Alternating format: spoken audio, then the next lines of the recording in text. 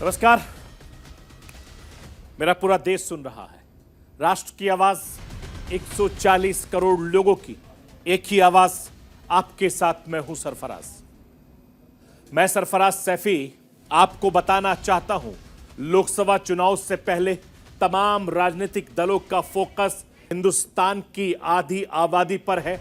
और पिछले कुछ सालों के चुनाव को अगर देखें तो चुनावी राजनीति में महिलाओं की अहमियत लगातार बढ़ती जा रही है। प्रधानमंत्री नरेंद्र मोदी का योगदान इसमें काफी ज्यादा माना जाता है। महिलाओं को जो ताकत आज हिंदुस्तान में मिली है, मोदी का नतीजा है। अब चुनाव में महिलाएं पुरुष के मुकाबले बढ़ चढ़कर हिस्सा ले रही हैं और ये आधी आबादी अब सत्ता बनाने या बदलने का हिंदुस्तान में दम रखती है। पिछले कुछ सालों में जात पात की राजनीति से ऊपर उठकर हिंदुस्तान के प्रधानमंत्री नरेंद्र मोदी ने आधी आबादी पर अपना फोकस किया है और यही वजह है कि आज महिला वोटर्स पीएम मोदी पर भरोसा करती हैं। प्रधानमंत्री नरेंद्र मोदी ने भी महिलाओं के लिए बहुत कुछ किया है। पीएम ने महिलाओं को आगे बढ़ाने के लिए क्या क्या किया है, आज आपको राष्ट्र की आवाज के जरिए ये बताने, दिखाने, समझाने की कोशिश करूंगा। जिस तरीके से पीएम मोदी महिलाओं पर फोकस किया करते हैं, महिलाएं पीएम मोदी पर भरोसा जता रही हैं, ऐसे में तमाम जो दूसरे राजनीतिक दल हैं वो महिलाओं को साधने के लिए हर मुमकिन कोशिश कर रहे हैं।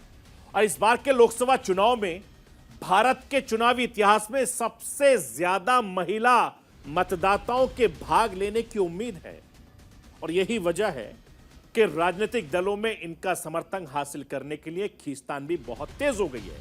सभी दल आधी आबादी को अपने पाले में करने के लिए तर्कस के तीर निकाल रहे हैं। किसके तीर निशाने पर लगेंगे ये तो चुनाव नतीजों के बाद पता चलेगा, लेकिन सवाल यह उठता है कि तमाम राजनीतिक दलों का फोकस महिला वोटरों पर आखिर क्यों है। आज आपको राष्ट्र की आवाज के जरिए यह समझाने की कोशिश करूंगा। प्रधानमंत्री नरेंद्र मोदी से लेकर ममता बनर्जी, नीतीश कुमार, अरविंद केजरीवाल, अखिलेश यादव, तमाम के तमाम नेता महिला वोटर्स के बीच अपनी पकड़ बनाने में लगातार जोर आजमाइश कर रहे हैं। और इन नेताओं ने इस बात को वक्त वक्त पर माना है कि देश की राजधानी दिल्ली के मुख्यमंत्री चाहे अरविंद केजरीवाल आधी आबादी को साधने के लिए एक बड़ा दांव चल दिया है। दिल्ली सरकार ने इस बार के जो बजट पेश किया है, इस बजट में केजरीवाल सरकार की घोषणा इसी तरफ इशारा करती है। ऐसे में सवाल उठता है कि केजरीवाल सरकार की महिलाओं के लिए वादा क्या चुनावी जीत पाएगा।